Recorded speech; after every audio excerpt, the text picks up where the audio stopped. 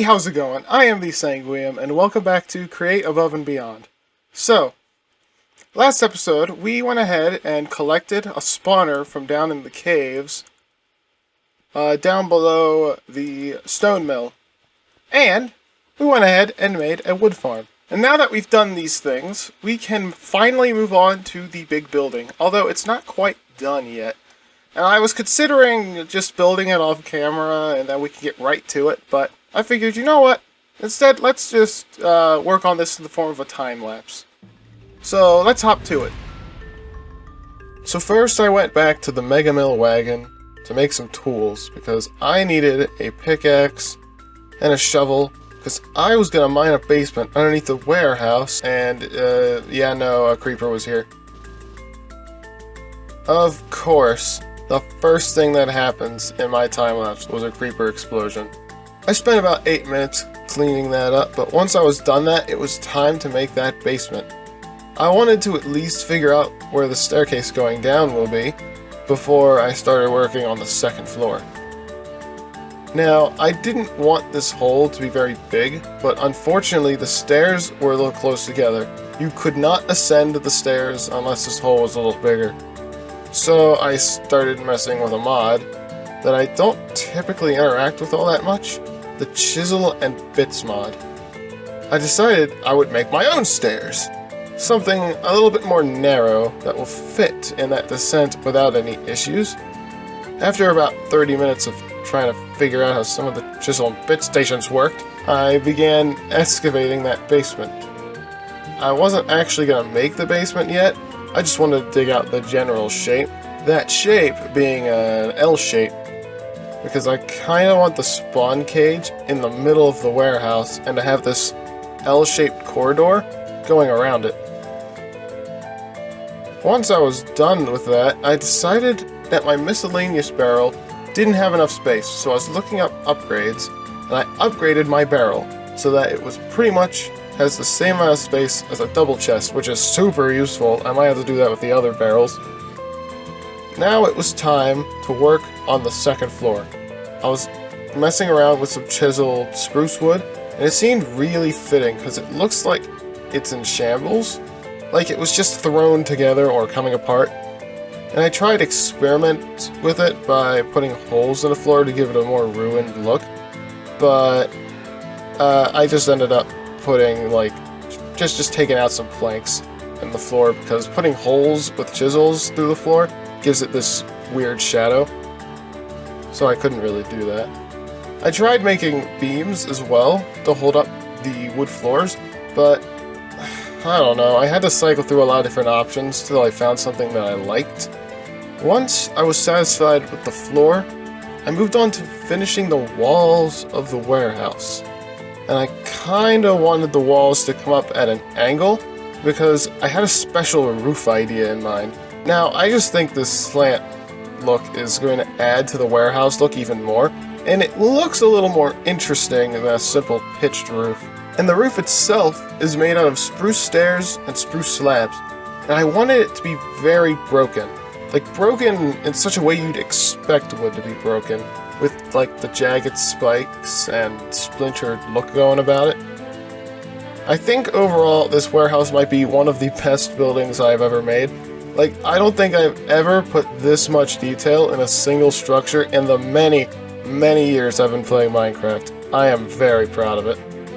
And finally, we move on to the basement. Now, I wanted a cellar door kind of look to this, so I used Chisel and Bits to make these slants here to add to that. And I also made a custom block here that is grass with spruce on the side for that staircase, and this was the most tedious thing I've ever done. I had to do this for every single block. Oh my god, why can't you combine these things?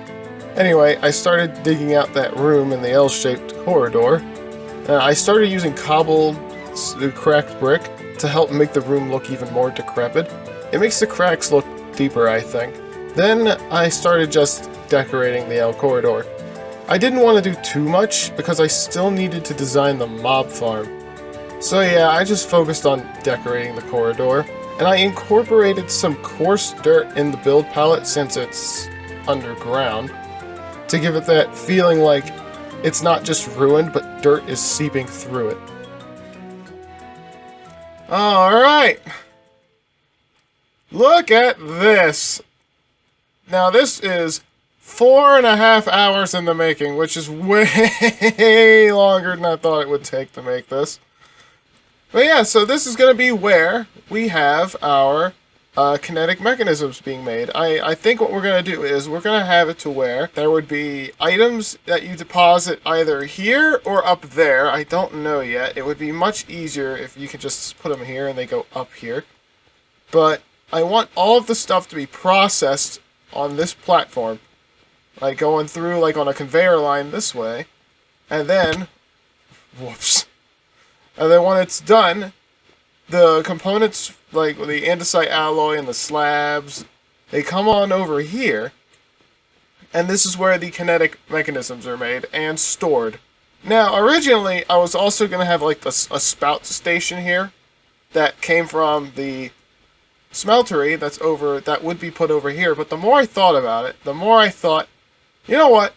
We should wait on the smeltery a little bit longer so that we can build it over in that direction. Because this is going to deal a lot with how to make kinetic mechanisms and brass machinery. And apparently, I did look into it a little bit. The brass machinery stuff and stuff involving the smelting controller goes a little bit deeper than I thought. This might not be a big enough room for it, even. So, we're going to wait on that and put it over there. So I figured maybe this room would be better for, like, an enchantment room. Because, I mean, the point of the Mega Mill's enchantment room and all of its setups is just, you know, it's mobile. You could just pick it up and put it down anywhere. But this little area here, I mean, why not have it there? Especially since it's right outside this descent into the basement where the spawner will be. But we're not going to worry about the smeltery for now. What we need is, I think what we're going to do is we're going to get the spawner in place, and I think we are going to work on the spawn chamber today. I still want to think a little bit more about how this area up here is going to work. And until we figure that out, I don't know, let's just do the spawner stuff. Besides, I've been wanting to enchant for a while, and I can't seem to survive up to level 30. It's so weird. It's like I just love to perish or something. Alright, first things first, let's move this to the side here.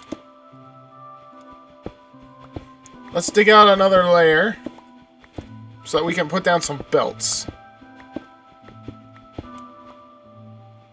Alright, that's all cleared up. So next, let's figure out what we're going to do about this. I think the spot where we are going to swipe at and kill the zombies are going to be here, against the wall. And we can put drills on this side that can kill the mobs automatically. Or saw blades or whatever. Yeah, so that way we have an automatic way to do it. So if they're going to go here, then they kind of need to fall from up here, which we can definitely handle. Alright, let's have it go to here, and then start going up. Alright, that's pretty good. It goes from here to here, and then... Alright! Wow! Not bad. I think I'll have like a staircase here going down to where the loot is and all that, but yeah, we'll think about that once we have the actual killer device in place.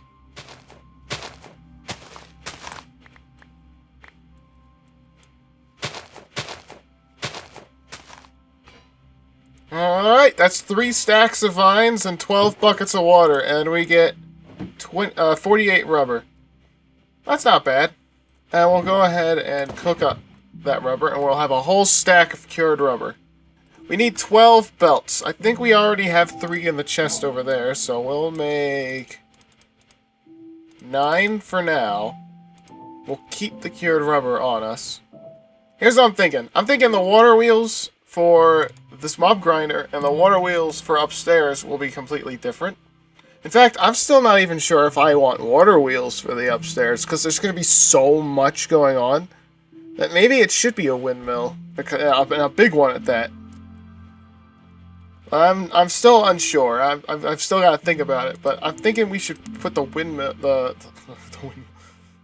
we should put the water wheels over here, along the wall. But first, let's set these up.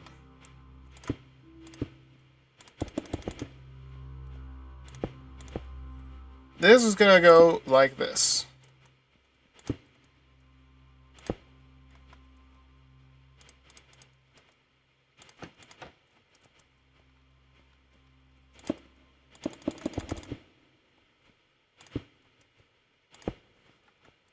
There we go. This goes up to here. To which this goes up to here. And it comes out to here.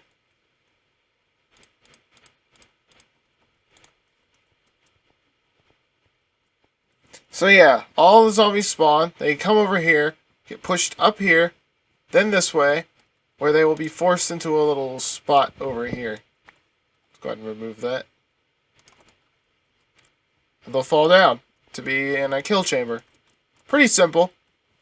Alright, so here's the conundrum. We want this to move, but it's a little tricky because in order for this to move, this has to also move that direction. And we want these to move this way, so this shaft has to spin counterclockwise. And if this shaft is spinning counterclockwise, we can't put a gear shift here. Oh, sorry, not gear shift, a gearbox. Because if that spins counterclockwise, this will spin clockwise. And we don't want that. We want this to also spin counterclockwise.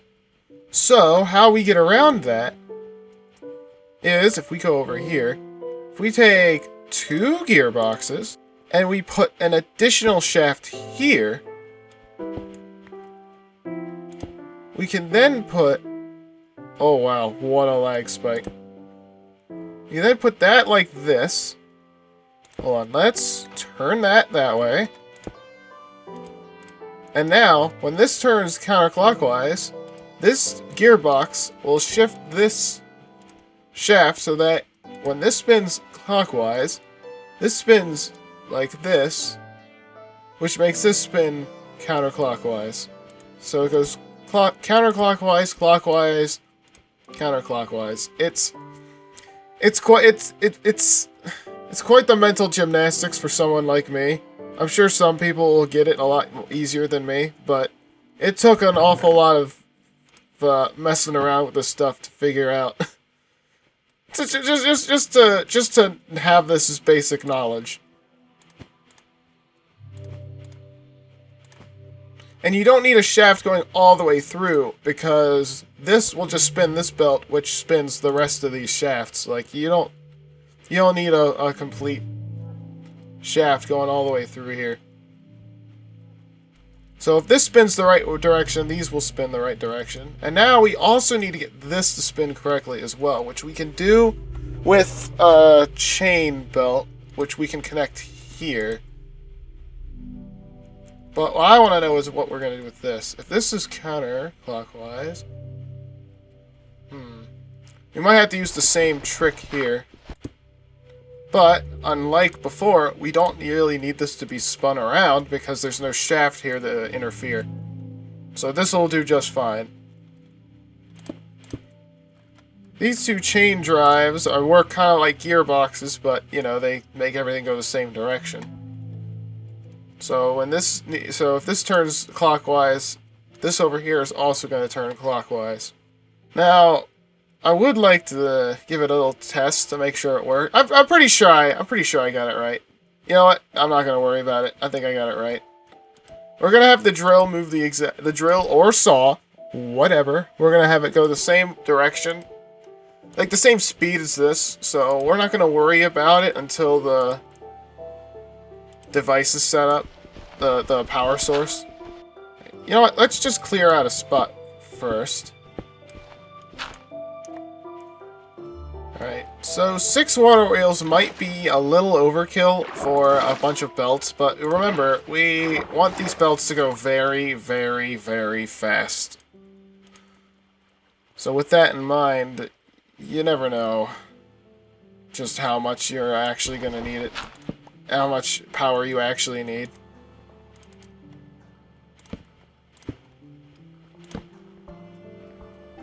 Alright. Well, that's not the right way.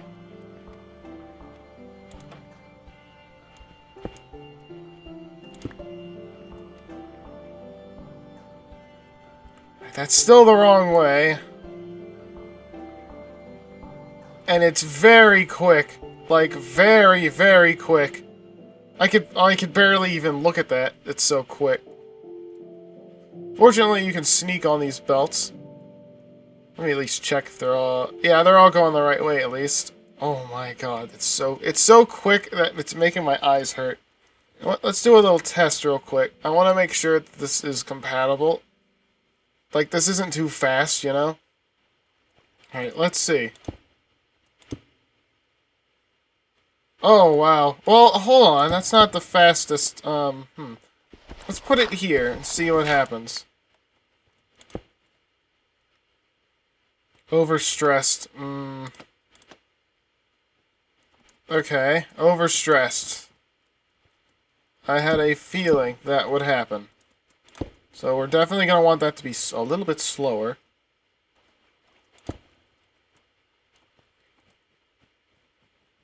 And this should be fast enough. Now, how much does this hurt? Oh! That does a lot of damage. Okay. Alright, let's remove that. The easiest way to shift the rotation is to do this. So let's go, let's say we spawn here. We immediately get sent here. That's perfect. If we have them to where they are here, they would obviously get destroyed. And items can still pass through, right? Yeah, in fact, they hit that and they drop down into the chamber where they could probably be collected. And then we can just have some gears here, passively. Just moving. And we can have a bunch of pistons, maybe, that can push this in and out. Like, we just pull a lever, it pushes these forward. Okay, alright. You know what? I like that idea. It's a cool idea. Oh, by the way, I keep running past this thing, but I don't think I ever actually acknowledged it. I made this while thinking about ways to cart the mobs from this spawn chamber to the kill chamber. Before I thought, wouldn't just making a sloped belt be easiest? Before I thought that, I was thinking, what if we just... Boom! Boosh! Push the mobs up. But yeah, that wasn't very practical. So, so now that's just there in the open. It costed a whole slime block to make this. Just a terrible decision. Because all my wheat's all the way over there. Actually, I just realized something. I have that mechanical sticky piston already made over at the old place in front of a spruce tree. But now that I have a fully automatic tree farm over here, I don't really need that one. I can just take it down. I still have a lot of green dye, and I can still make, oh! I even have dough. Alright, that's nice. I should probably visit the old place anyway. Maybe get some more wool. Running low on wool.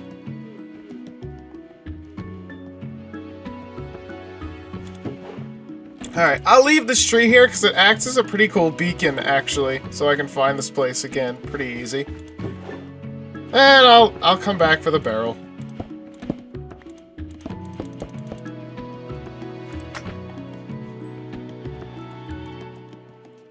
Oh boy.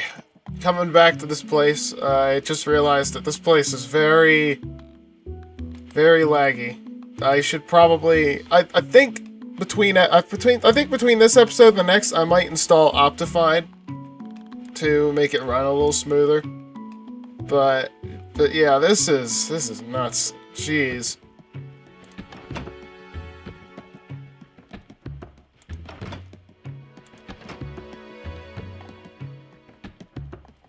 It's weird. I actually don't like that the saw is moving.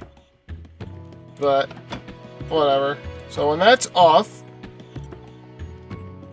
the mobs can just kind of do that. But when that's on, the mobs will definitely die. Alright, that works. That works pretty well. The only thing left now is to make it look pretty. So why don't I go ahead and just do that.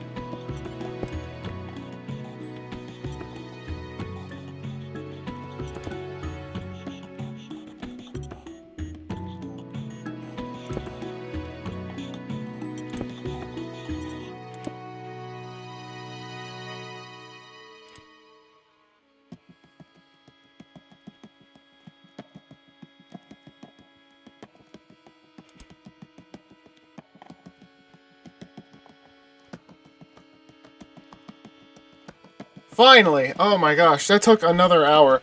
Man, it's starting to take longer and longer to record these episodes. Wow. But anyway, yeah, this is the interior, pretty much decorated. I still have to set up some sort of sorting system here, but I do have a belt that comes in from over there, from a hopper that goes into a funnel. And I kind of just hook that up to here using a encased chain drive. I could have put a gearbox here and it would have worked, but I don't know, I didn't want that sticking out in the room, so I put it in the wall. You can see the zombies come up through here. I'm fairly certain that they won't be able to get off the belt because it's moving so fast. So even if a baby zombie's there, I don't think it can run down.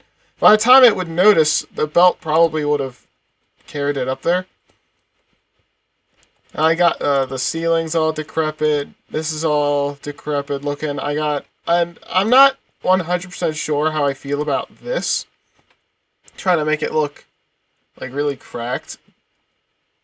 But I don't know. I don't know. You guys will have to let me know what you guys think, because yeah, I definitely love this, but something about this room doesn't feel ruined enough. Like, I can't quite put my finger on it. Oh, maybe it would help. That looks a little better, I guess. But here, if we're gonna do that, all right, I can dig that. That looks okay. All that's left now is to put the spawner in here and watch everything work. I was going to put a pane of glass here, but because of how fast these belts are going, I don't know. I genuinely don't think it's necessary.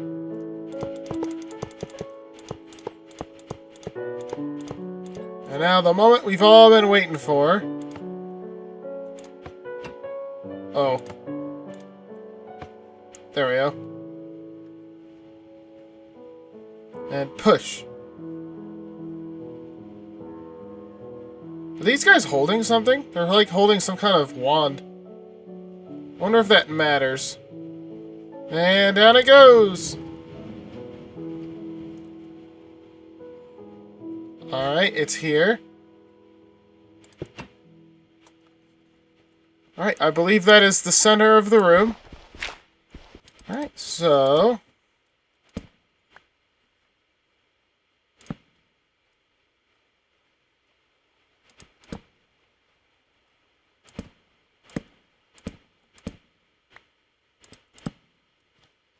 Oh, something just spawned.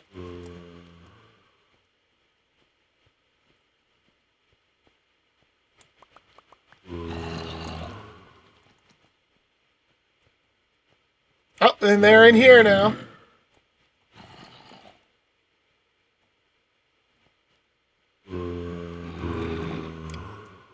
Oh, is this thing too high up? Well, so far, that's pretty uncool. I think it's too high up. Alright, in that case, let's go ahead and do this. I don't know what's up with these spoons, though. I don't know why it's not slamming them into the saws, unless the saws had to be closer in that direction. Interesting, interesting. Okay, I'll have to mess around with that.